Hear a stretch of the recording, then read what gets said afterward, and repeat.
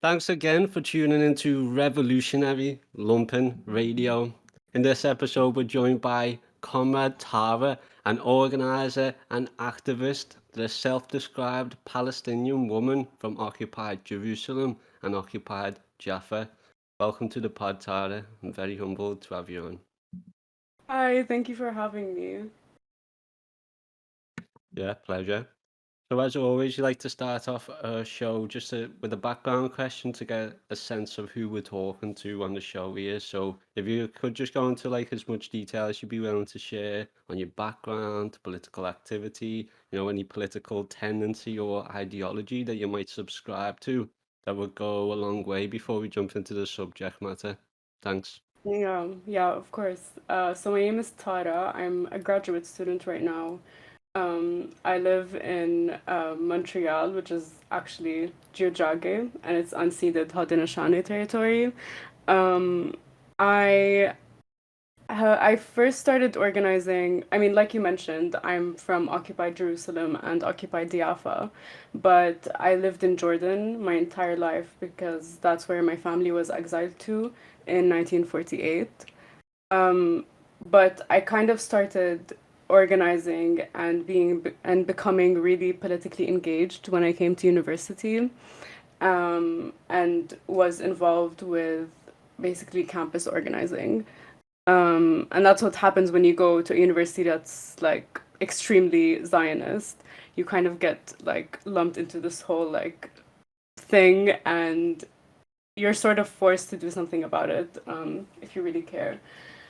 As far as politics, I mean, my old username on Twitter used to be Tara the Commie, so, but now I changed it, so I would say I'm a communist.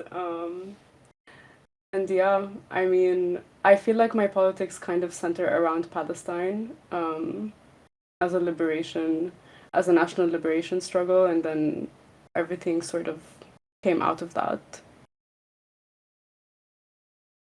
Wowza. That's quite a background compared to like obviously the average working class white person in Britain. You've never heard of their families get fucking exiled from a country to like another Right. country. What the hell is that about? What have you got to do to get exiled? What happened? What do you need to do to be exiled? Nothing except be Palestinian, living in your homeland, living on Palestinian land. What happened basically was that Zionists first started settling in Palestine in the early 1900s, and after the Nakba, which translates to catastrophe in Arabic in 1947, 1948, my family, both sides of my family, became refugees essentially. They actually didn't go straight to Jordan. Most of them didn't go straight to Jordan. They became refugees in Egypt and then Lebanon, and then they ended up settling in Jordan Sorry because to interrupt, just to give context, how were they getting about and traveling to all these places? oh, part of it was, I mean, through land mostly. So either not walking, as far as I know. I don't remember my grandparents telling me stories about walking, but mostly through land, with other refugees. And they would just cross the borders, because, as you know, Lebanon, is close to the northern side of Palestine. So Jaffa is kind of close to that, so that's where they ended up first. Gaza is close to Egypt. I don't have any family from Gaza, but my family ended up going from Lebanon to Egypt, or back and forth. And then they ended up going to Jordan, which is closest to Jerusalem. Um, so yeah, that's how they ended up there. And this is actually how we go back to Palestine to visit.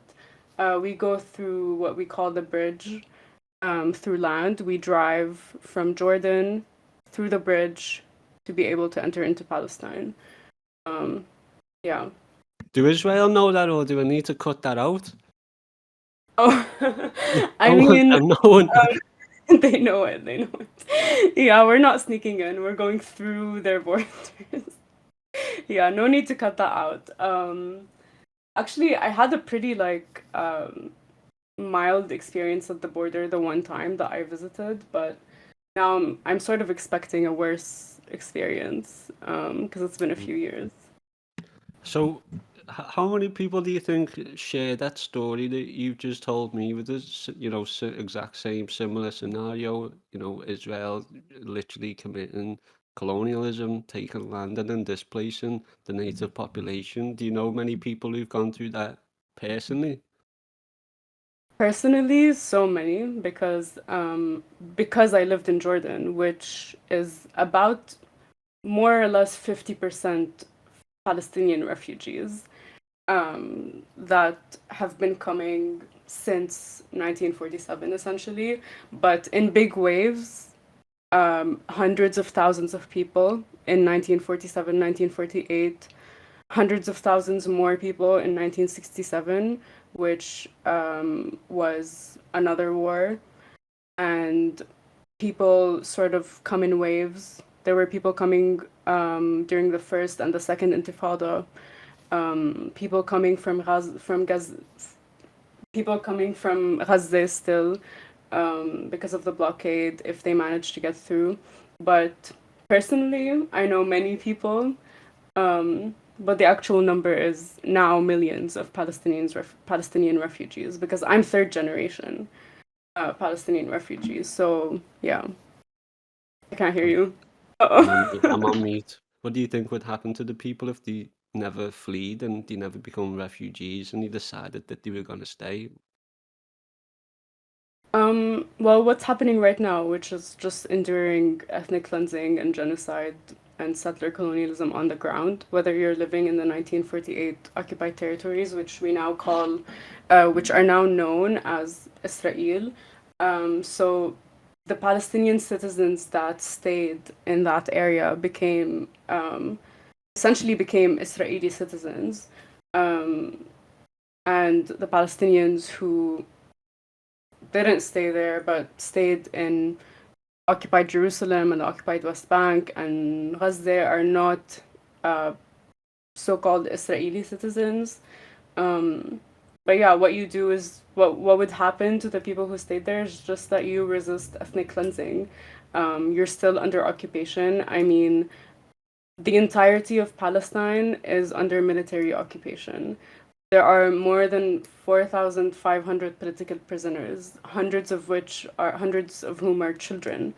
Um, if you end up in Gaza, which not many people know, the population of Gaza is refugees from the 1948 occupied territories that were fleeing during the 1947-1948 Nakba and ended up fleeing to Gaza and are now living in an open air prison, enduring a blockade that's been going on for about 17 years, an air, land, and sea blockade.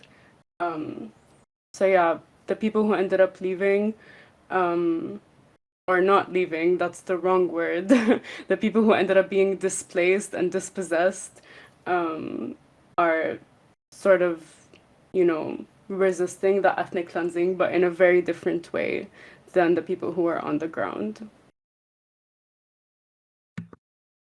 Okay, now. I know. Just to wrap your head around that, I mean, so most of our listeners, I mean, we get listeners like internationally, but like most of our listeners are like obviously in the Imperial Core.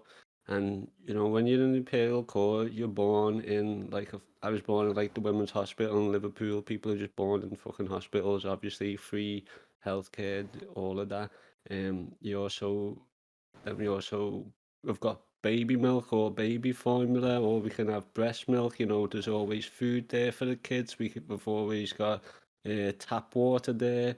We've always got a roof over our heads. We don't have checkpoints. But the Palestinians, pretty sure it's like what 97% of all the water is not drinkable in Palestine. As for the hospitals, you can have hospitals, but they do actually get fucking bombed by Israel still.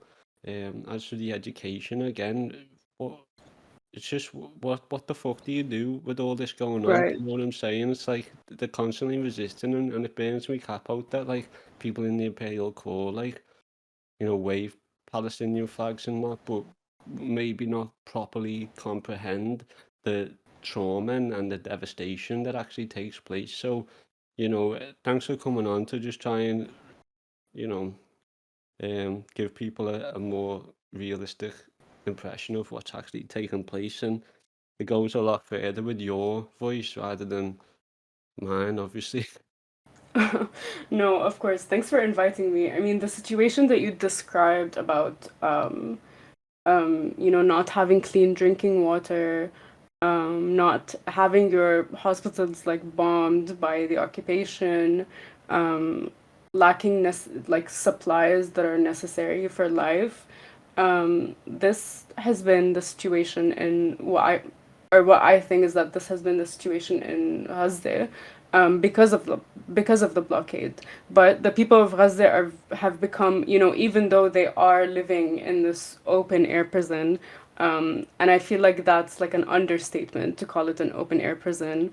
Um, but they are the nucleus of resistance in Palestine, in the way that they're steadfast in their resistance. And the people of Gaza have, you know, tried and have, wait, how do I say this? Especially in Gaza, there's a high literacy rate. There is, we have people who are educated. There are universities, there are all of these things, but what's the larger context of that? It's that they're living in an open air prison that's being bombed every few years, when the occupation feels like they want to conduct a massacre, because they want to win an election, or because there was retaliation from resistance in the West Bank, or because there was, for example, an operation from Jenin, an operation inside the 1948 territories.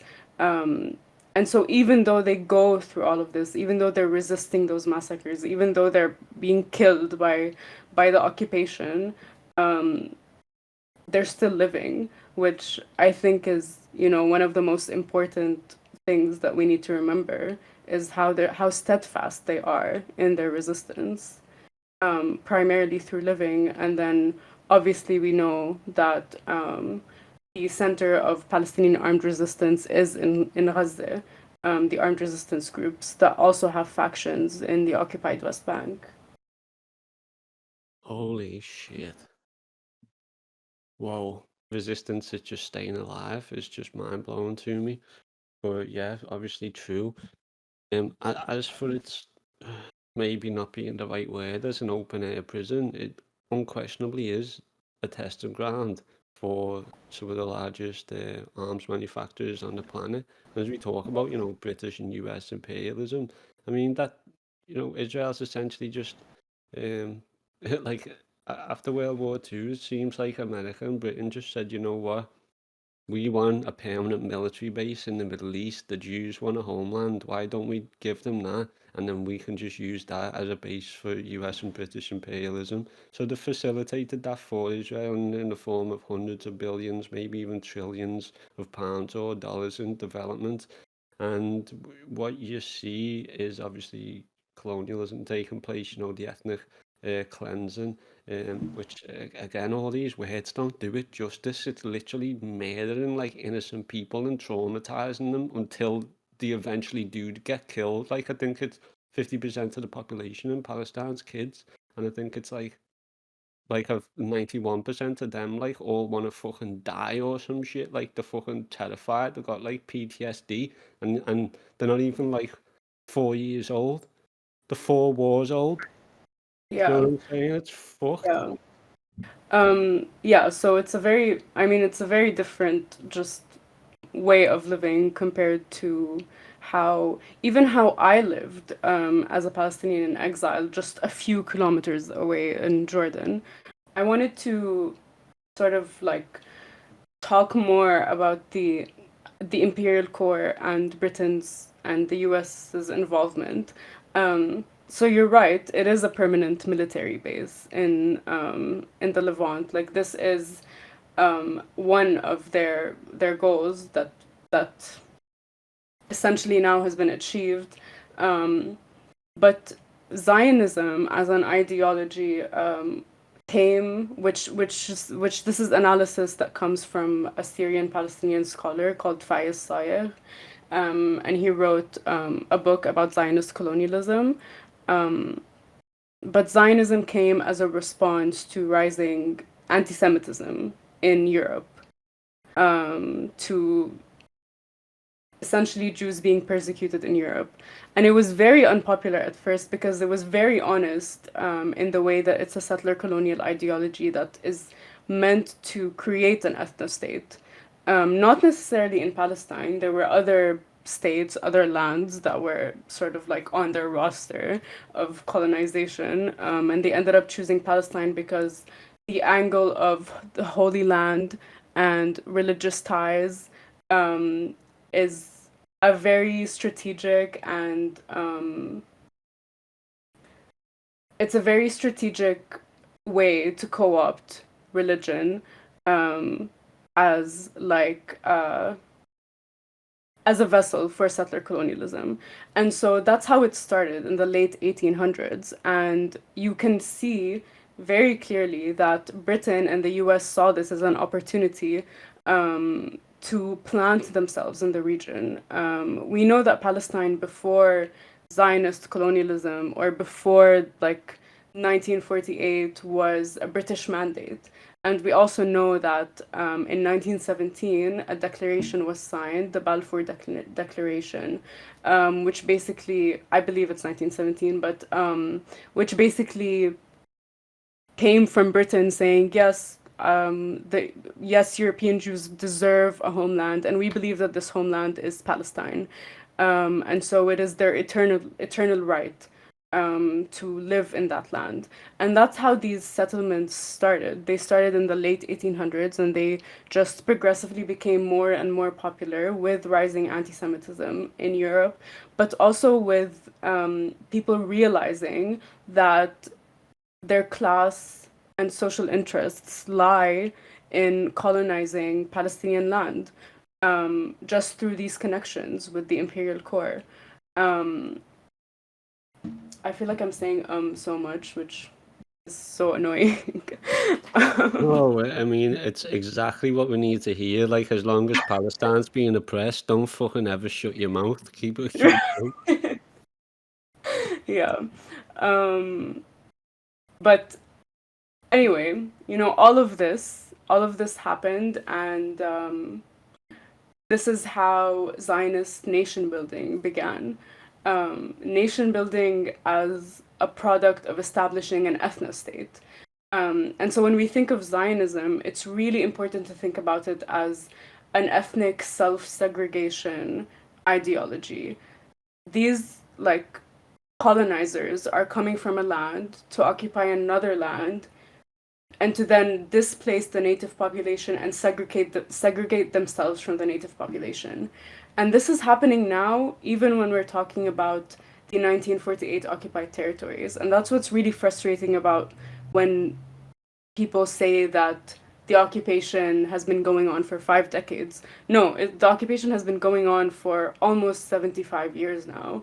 Um, even if you're a so-called Israeli citizen, but you're a Palestinian living in that land, you're still experiencing that ethnic self-segregation. They're just way more strategic about it. For example, just a very small example, Palestinians living in those areas have their own neighborhoods that are usually not that are usually not as affluent as other neighborhoods. Palestinians in those areas don't have their own daycare facilities. Um, for every, I don't know, dozens of so-called Israeli daycares, there's just a few Palestinian daycare facilities, and so mothers are forced to take care of their children while the fathers are forced to provide for the family. And so you end up in this cycle of just repression and ethnic cleansing and uh, yeah, repression, ethnic cleansing, and just an effort to completely erase your Palestinian identity. So it's not just about those checkpoints. It's also about those people living in the 1948 occupied territories who are also resisting ethnic cleansing. For example, one of the main things that Zionist propagandists do is that they call Palestinians living in the 1948 occupied territories Arabs, but they're not Arabs, they're Palestinian. And that's just one of the ways to erase Palestinian presence on the land. And so they say that that the Arabs and the Jews live together on that land, but we all know that those people are Palestinian, and we all know that it's not a conflict between Arabs and Jews or between Muslims and Jews. And so all of this is just a way to distort the reality of what's going on the ground, which is that a genocidal settler colonial ethno-state is being established on Palestinian land from the river to the sea. Not just after the 1967 borders, not just before the 1967 borders. All of historic Palestine is occupied, and all of the Palestinian people living in Palestine are occupied people, and all of the Palestinian people who have been forced to leave Palestine are Palestinians living in exile. They're refugees that are refused the right to return. All of my grandparents, they all died in exile. They all died as refugees. They were never able to go back home. Um, and so yeah, I don't know. I went on a tangent. Now I don't know how I started this. It's all good. I'll tie it in. Thank you Okay. for thank you for that contribution there. I mean, we've heard a lot about what goes on in Palestine. Obviously, if people want to see what that looks like, it does literally just look like fucking people being shot dead while they're fleeing away, teens, kids, fucking, it doesn't matter. Um, and you say that everybody knows it's not just Arabs versus Jews, but I remember when I was like maybe 16 or 17 or something, and I actually watched Don't Mess the Zohan. Have you ever seen that? I have heard about it, never Don't Mess watched the it though. Zohan, and like And Yes. that had me convinced that it was just a bunch of 1,000-year war between like Israelis and Arabs, and they're all just throwing shit at each other on the opposite end of the street, and then fucking Adam Sandler, who's a fucking Jewish, he comes along in the middle of them, and he's like, let's just all get along and that. But I mean, like that's the propaganda that they put out in it, just to make it say that it's just like it's all just religious people, all just with opposite religions, and that's all it is. When if you look into actual the government's own legislation, um, that Balfour Declaration, for example, you know full well that the new Palestinians was there. They knew full well that they'd resist. What the fuck, you know what I mean? And then everything else is just bullshit propaganda. And it's the kind of propaganda that like Zionists like. Yeah, thanks for clarifying that. And we've heard so much about the resistance, like within Palestine, the people, becoming martyrs. Um, so, like, obviously, I'll ask you a question now, and it's gonna be like another tough one, really, because it's the kind of question where if everybody had an answer for it, we'd all be doing it, hopefully. And Yeah. it would genuinely be a mistake for me to not actually ask it from like somebody Palestinian background, family, and tied so close to the heart, to the land. In your mind and your experience, like, do you think that the people of the Imperial Core are doing enough? Especially when so much of the terror actually comes from the Imperial Core to facilitate the Palestinian ethnic cleansing. How do you feel about the support that you see from over here? Do you think that there's anything that the people of the Imperial Core could do or improve on in supporting the Palestinian resistance? Yeah, that is a loaded question. Um, um, are the people of the Imperial Core doing enough? As long as the Imperial Core exists, then the people who are in the Imperial Core benefiting from the Imperial Core and all the suffering and terror that is happening at the hands of the Imperial Core, I think we can say that not enough is being done. Um, but that has a lot to do with everything you mentioned about propaganda, right? And so, first of all, recognizing that you have been inundated with this propaganda. Even me living in Jordan, which is a very close ally with the United States, and has been essentially slowly but surely normalizing with the occupation, for example, by doing a gas deal with the occupation, and now building a gate between Jordanian and Palestinian borders. Even me living there was a lot of propaganda for me to get over, right?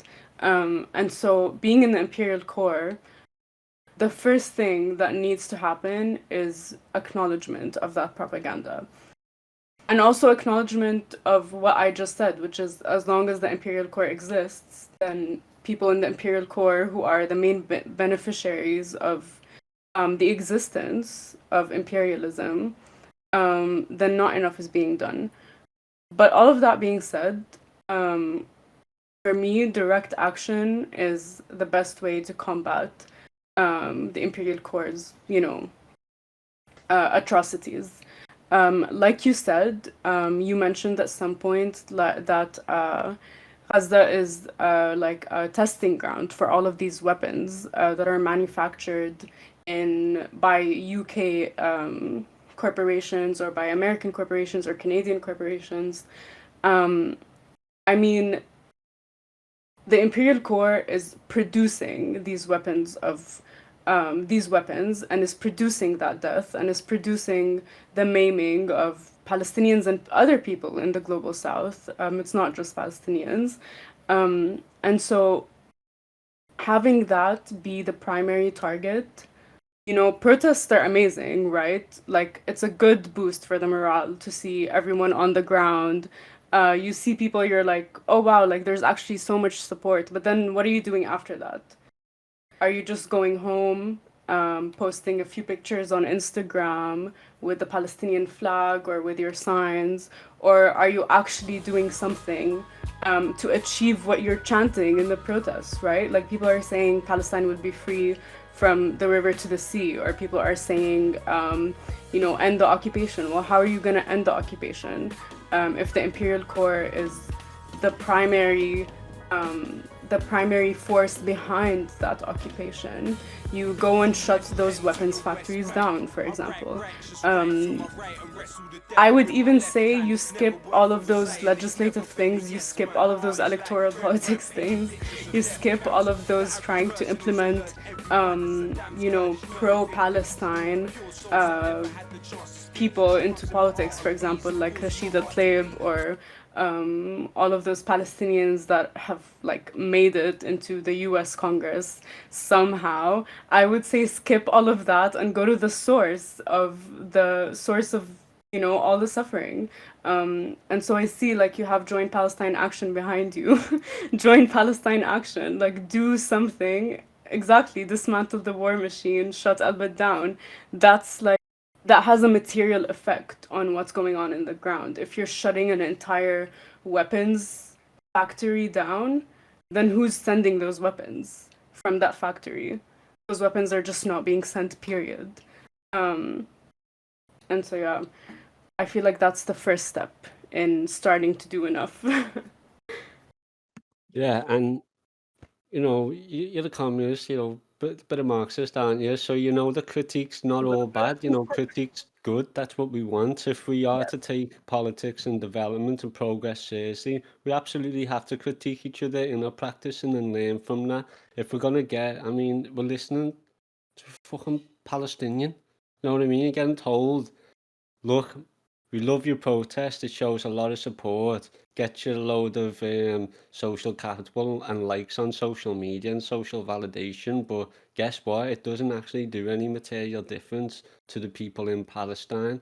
And obviously, and it comes down to like propaganda again, basically, because you've got like the old guard communist organizations or just like, you know, sort of progressive people in the United Kingdom or the US, and that's all they've ever known. Protest, that's all they've ever known. Handing out flyers, that's all they've ever known.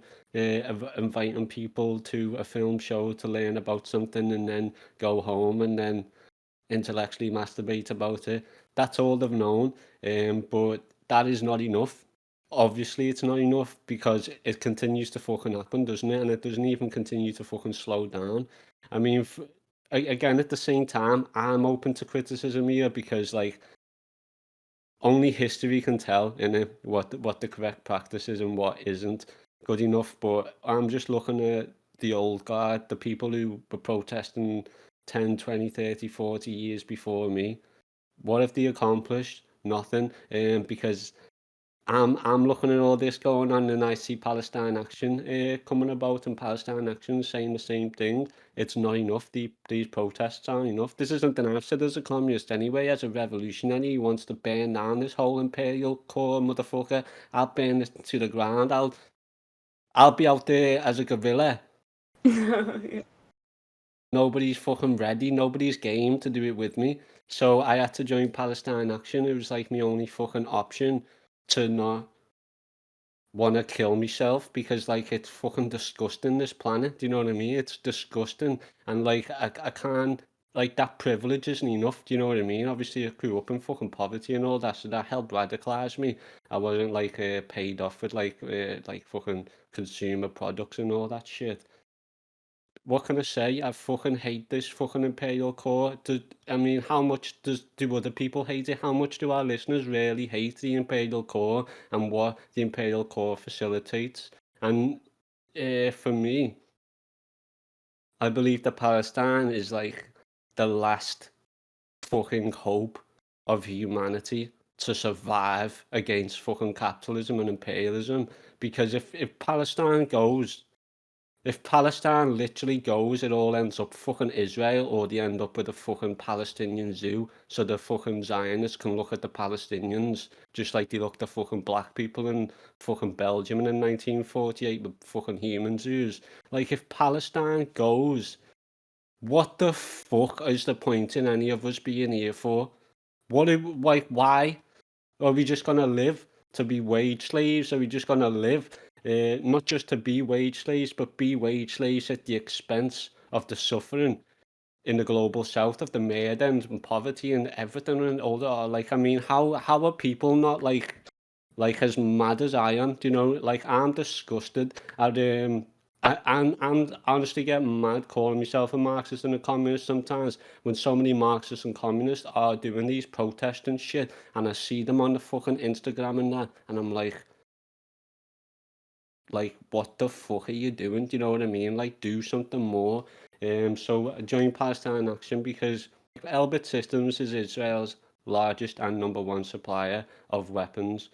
And they've got 10, or they had 10 sites around the UK. Palestine Action shut down 2 with specific direct action. It's like, instead of asking the forces that be to dig us a well, it's like saying, we're going to dig a well and we dare you to stop us. So, I mean, hundreds of activists, yeah, have went up and dismantled their arms machines, like smashed up these buildings. I've personally smashed up UAV drone engines, just shut down a factory for over 3 weeks, done other operations that I'm not even at liberty to fucking say. But I'm telling you now, like, I'm ready to take this fucking Elbit Systems down to the fucking ground. And I've got a fucking son there, yeah. Anybody who's a communist or a socialist, yeah, like, and you have kids, and your kids grow up, and then they look at your political activism, and then look at you now, and you're just a fucking working class imperial core motherfucker with bills, who's not taking any risk, who's brought about no social change. How could you live with yourself and call yourself a socialist, a communist, a revolutionary, or nothing? You know what I'm saying? I mean, honestly, I I if I was a Palestinian, I'd have fucking been martyred by now, I'm telling you now. I've got to go back to the police station on the 25th in 4 days and find out if I'm being arrested or not.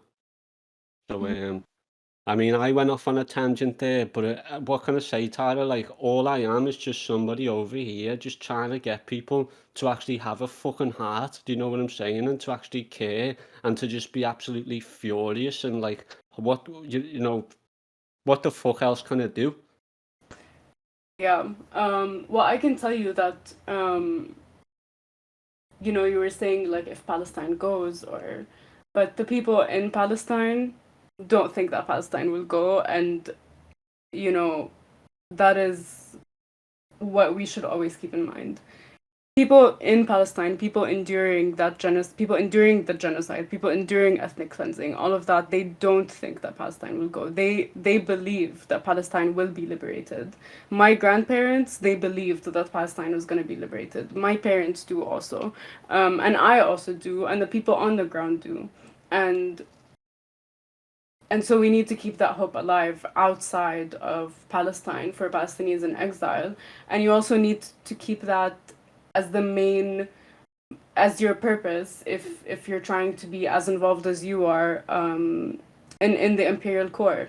Like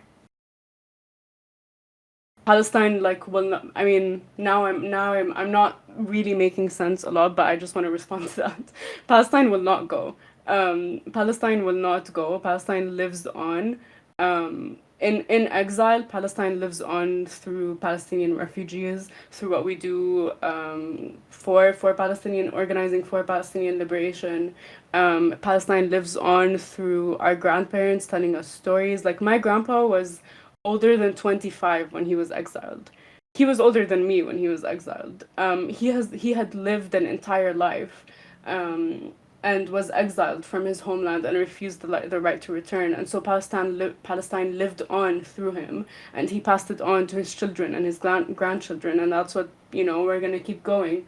We're gonna keep doing until Palestine is free, regardless of how long it takes. Hopefully within our lifetime. And I can say that you know the political engagement and the readiness that I'm seeing specifically in the UK to be as engaged on the ground as the people of Palestine Action, like it makes me feel good. Not good, but it makes me feel like there's hope that people in the Imperial Core actually care enough to put themselves through all of that, um, to shut down an arms factory. And so imagine, with educating the masses, with talking to people, with getting people involved, getting people engaged with revolutionary politics, all of that. Imagine what we can do in this part of the world. If people in Gaza, who, like we've mentioned several times, are living in an open air prison under a 17-year long air, land, and sea blockade, are forming resistance groups that are penetrating the occupation's Iron Dome, which is funded by billions of US dollars. If they're able to do that, living in an open air prison, then we should be able to do way more than that, living in the Imperial Core. And, having the freedom of direct action, like the freedom to access to direct action, access to groups like Palestine Action. And so I would love to see more groups like Palestine Action coming out here, like on this in North America, on Turtle Island, because for me, like that is the only way forward. And like we both said, protests can't be enough. They shouldn't be enough. Protests are just one of the things that we can do, one of the tools that we can use to radicalize people around us, to let people know about what's going on in Palestine. Just like podcasts are, one of the tools that we can use for attempting to educate people, attempting to talk about this, attempting to spread revolutionary politic. But at the end of the day, if there's no direct action, then what are we doing? We're just, talking. If we're not doing any direct action, then we're just talking and we're being intellectuals and talking about what we read and all of these Marxist texts and whatever. But you know, Yeah, yeah, I mean, even Lenin himself said that like protest aren't particularly revolutionary. Protest are a method of um, oh, what were the fucking words? Protests are a way of like measuring and counting, how much support we've got, and then also showing the state how much support we've got. But that's again just in terms of saying who's on the side. Let's find out.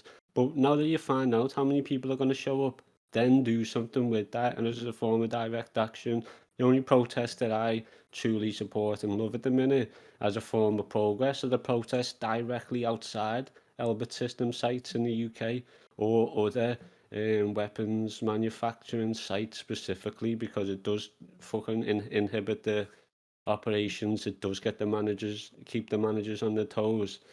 And yeah, podcasts are another way. A lot of podcasts again are just for that fucking social clout as well. But a lot of them can be extremely resourceful for people who are obviously wage slaves, and if they can listen to some education passively, that's good. Yes. Revolutionary Lumpen Radio is obviously agitation propaganda. I want to agitate the life out of like these Marxists until it goes in towards the revolution. And that's why I'm so mad, Tara.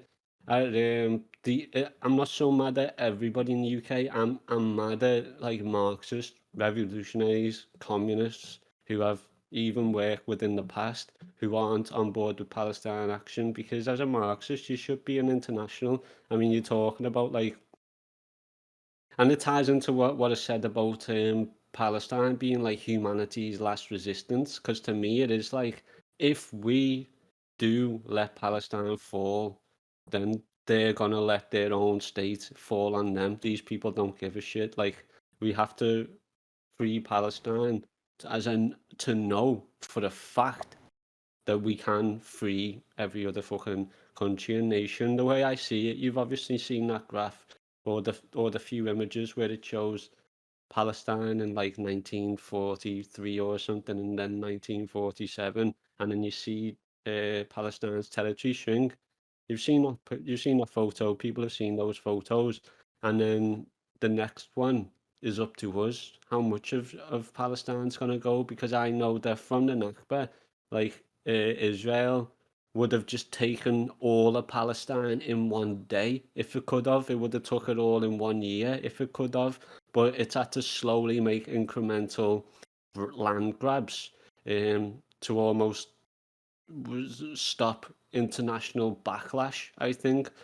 So it's had to slowly do this, slowly take land, and it is up to us to resist in the Imperial Court, to be louder, and in that way there's more eyes on Israel, so they can't just uninhibitedly continue to take land without like international resistance. So I Right. do think that it is up to us to, obviously, if you've got arms factories in your country, join Palestine Action. We'll give you sledgehammers, crowbars, and we'll give you everything you need to bring that place down. And what's why not? Do you know what I'm saying? Why not? How can you live with yourself if you don't? Are the questions that if anybody wants to be a guest on the show and tell me why they don't do any of this, you're more than welcome. However, it won't look very good on you. But Probably. again, for Marxists specifically, I do say if you don't do this, stop calling yourself a Marxist, because it makes the rest of us look bad. I mean, like one of the craziest things is that there's a communist party there, of colonizers. Like, like colonizers have formed. They have their own communist party, and they do these like protests. Um, and one of the, I think, most disappointing things is that there's a lot of Palestinians who are like high up in those in that party, and even Palestinians inside the 1948 territories who are engaging with the occupation's like electoral politics too. Palestinians that have formed the Palestinian Authority signed the Oslo Accords to form the Palestinian Authority, that facilitate those incremental, like systematic land grabs that you're talking about. And so they need to go down too.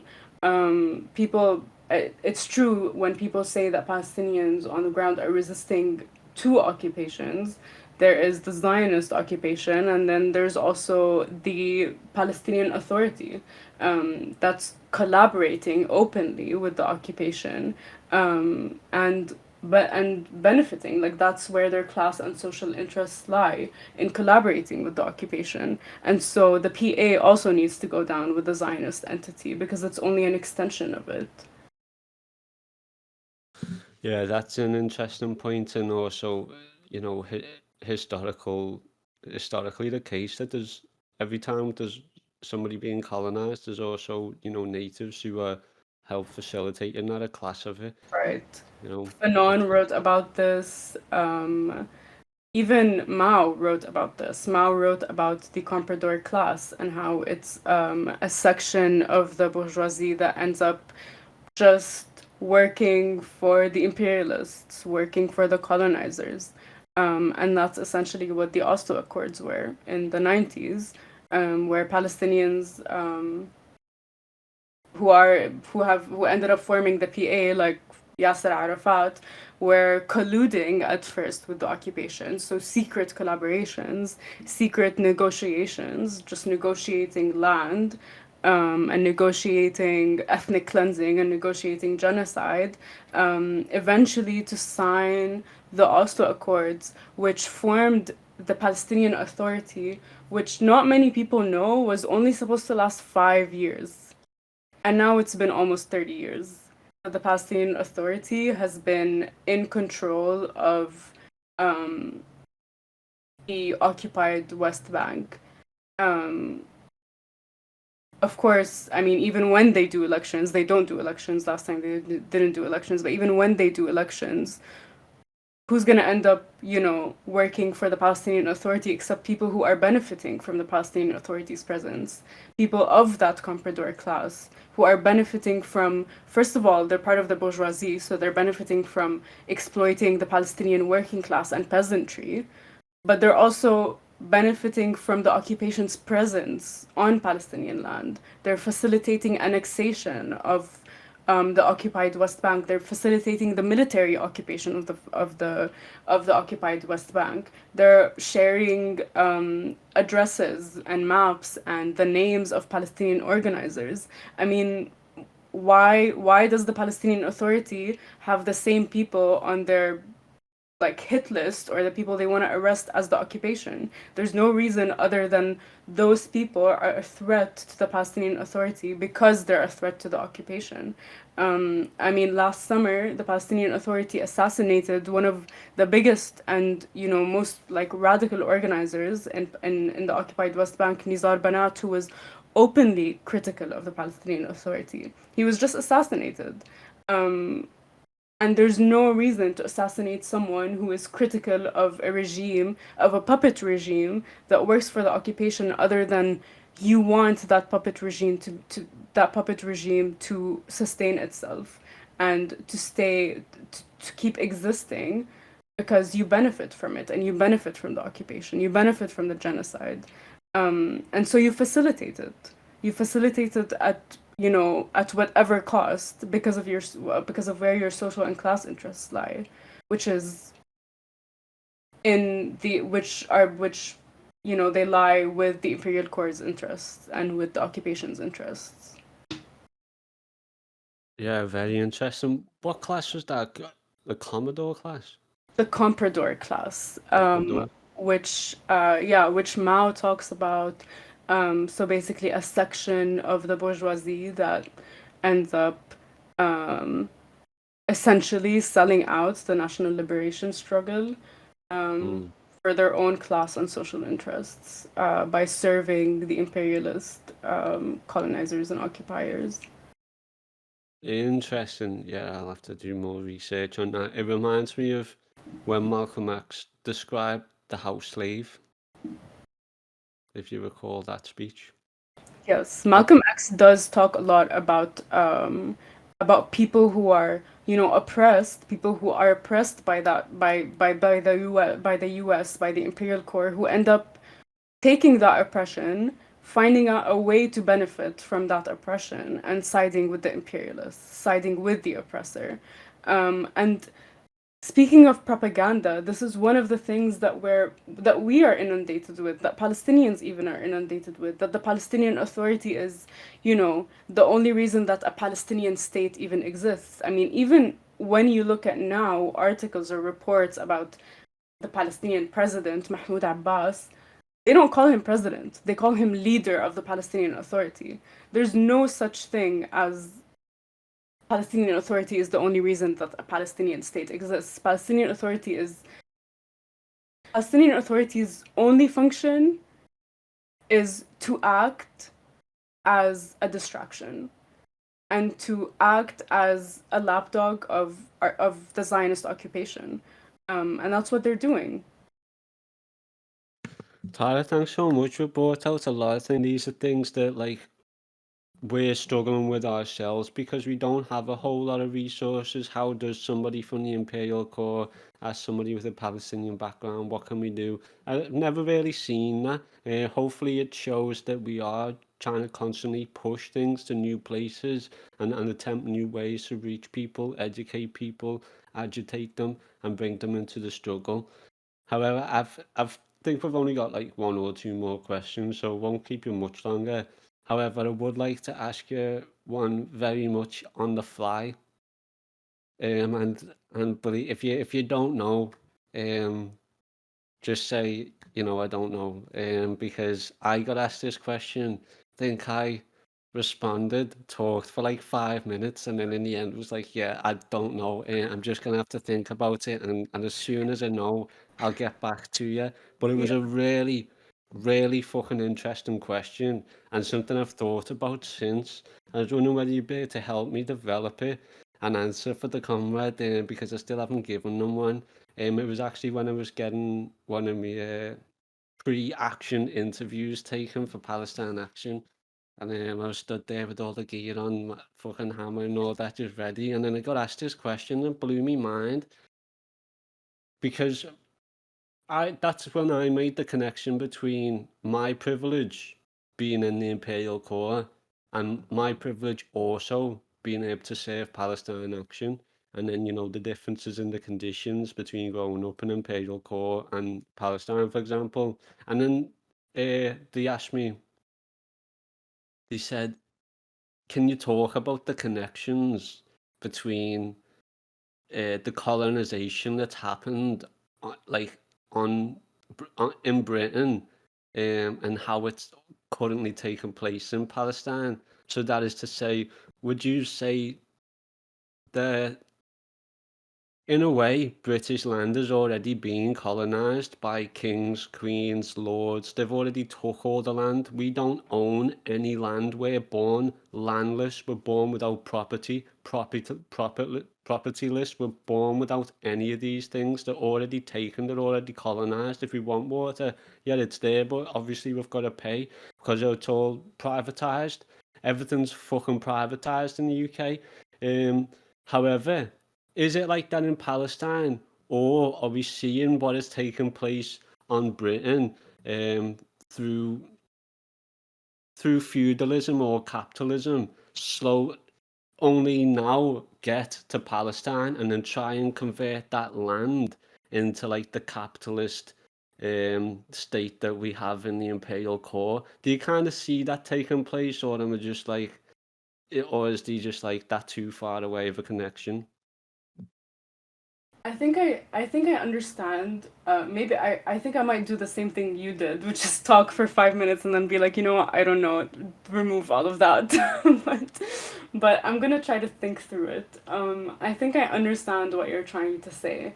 Um, but I think for Palestine specifically, the objective of those land grabs, the objective of annexation, the objective of, stealing that land and dispossessing and displacing people is at the end the formation of an ethnostate, of a self-segregated ethnostate that is a Jewish supremacist ethnostate, at all costs. That is the objective.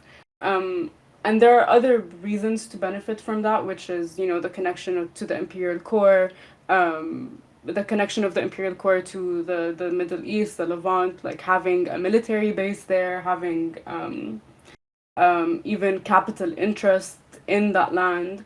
But there are very different reasons why that land is being taken and occupied, and all of those things. But given that given, if I understand your question correctly, given that Palestine was colonized by the British before the Zionist occupation, and also given that even back then there was a section of the Palestinian bourgeoisie which was collaborating with the British to facilitate that colonization. There was a section of the Palestinian bourgeoisie that was sabotaging the strike that happened between 1936 and 1939, where Palestinians went on a general strike, basically to resist the economic conditions that they were forced to endure because of British colonialism. There were Palestinians back then who were basically doing what the PA is doing right now, sabotaging that because they don't have an interest in liberation from colonialism. And so I don't think that would be something that we're seeing now. I think that was something that has always existed with the presence of the imperial core in the region. Not just in Palestine. I mean, Jordan was also colonized by the British. Lebanon was colonized by the French. So yeah, I don't know if I answered your question, but it is a very interesting question that I need to think about Thank you. more. Yeah, thank you very much. Again, it all brings out real, obviously, context. Because if I just had these thoughts within mind and kept them in my mind, I'd probably just come out like delusion. So I've got to share them with somebody so they can like moderate me on it. Right, that's what But I we all think need. the whole point was to, sorry, No, I was saying that's what we all need to do yeah. to bring people into struggle. Part of it is, talking through the contradictions, Mm-hmm. criticism, self-criticism, all of that is how you bring people into struggle.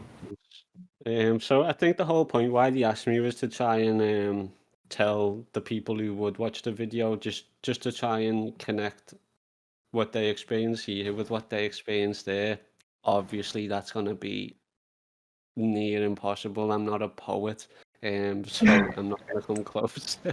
Right. They're different conditions. They are different conditions where, the main, I would say, like the main purpose of, the presence of the royal family or whatever is capital interest. And also the main purpose of the Zionist entity is, along with capital interest, it's the formation of this ethno-state. And so they're just different goals that are sort of sometimes, not all the time, achieved in similar ways. Of course, we're not talking about ethnic cleansing, like in the UK, on British land by British people, but yeah, we can definitely Definitely. draw parallels between the way that people are oppressed and the way that people are, yeah.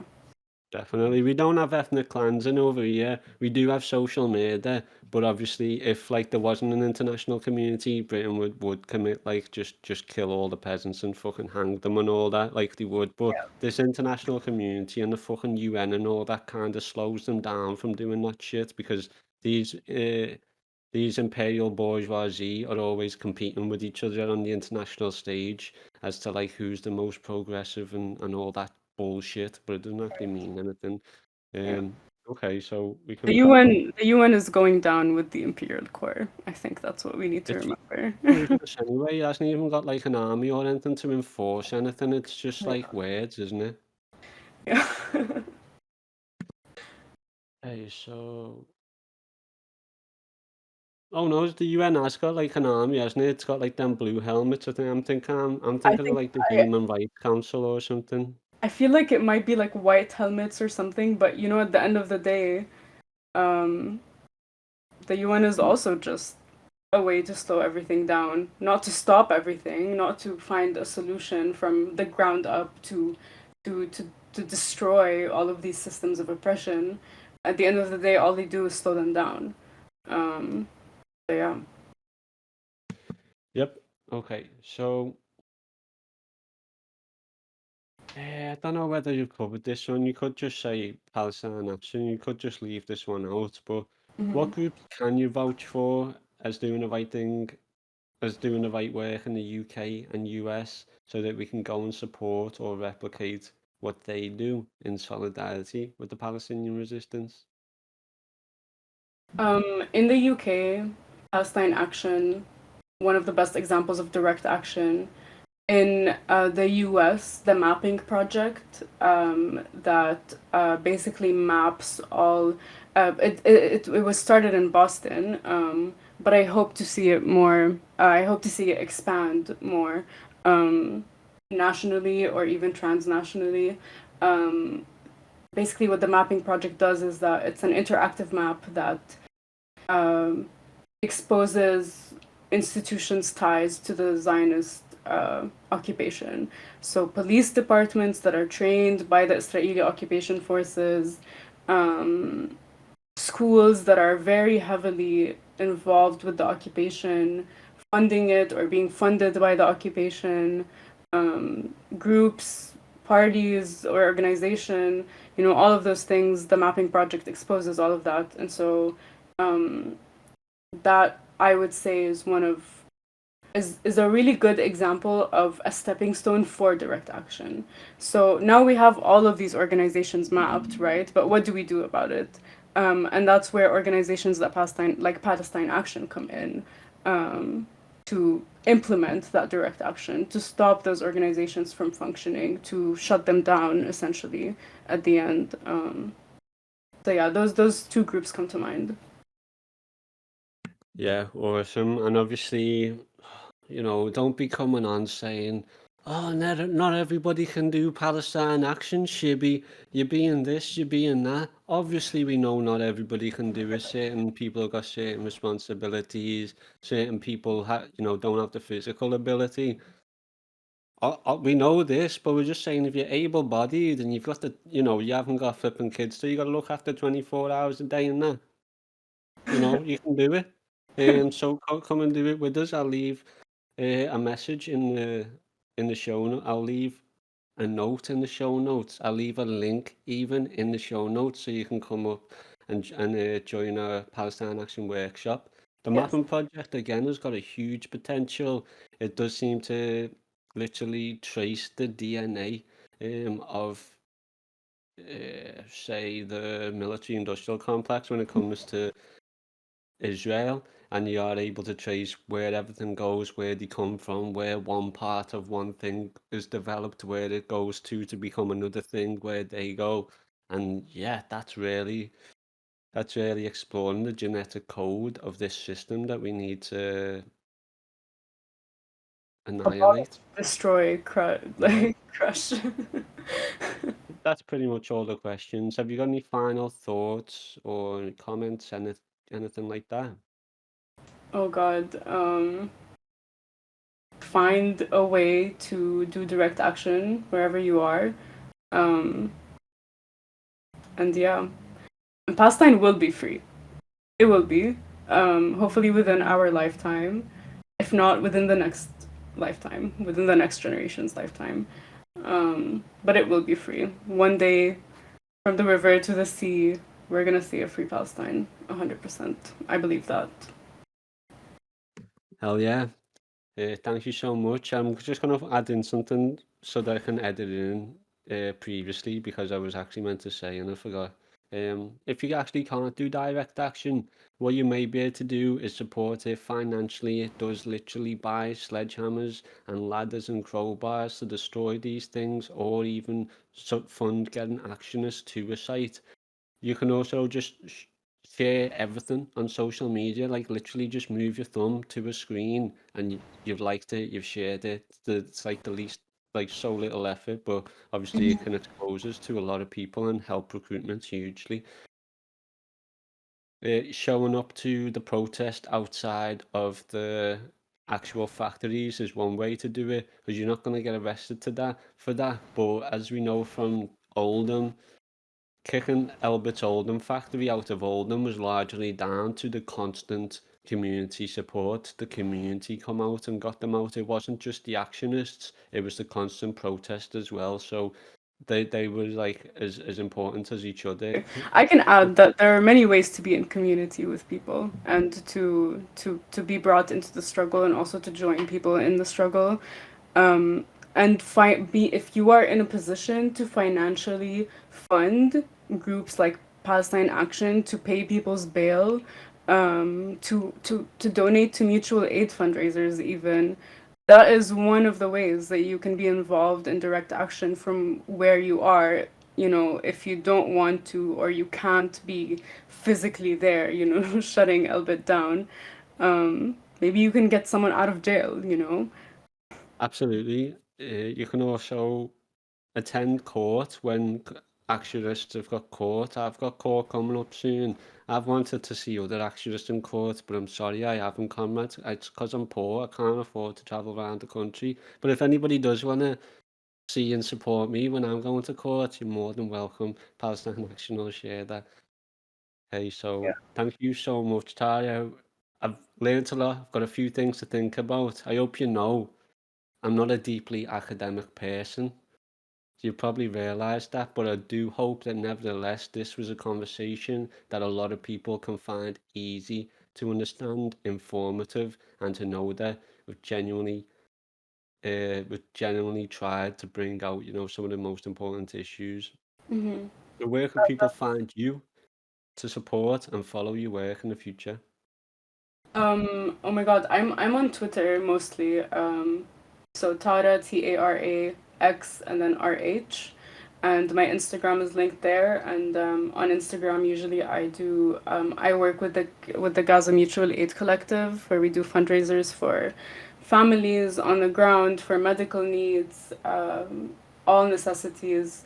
But yeah, for on a daily basis or whatever. Sometimes I tweet really stupid things, but you know, every now and then there's some good political analysis on my Twitter. We connected through Twitter, so it's a really good platform to form these connections, Yeah, um, to even, you know, find texts to read, find films to watch. I think with all of its faults and all of the horrifying stuff that we see on Twitter at the end of the day, if you follow the right people, it's pretty fun and good. yeah, I agree. Okay, thank you. We'll love you and leave you. We always sign off, so I'll say to everybody else, don't use forget, workers and lumpen of the world, unite.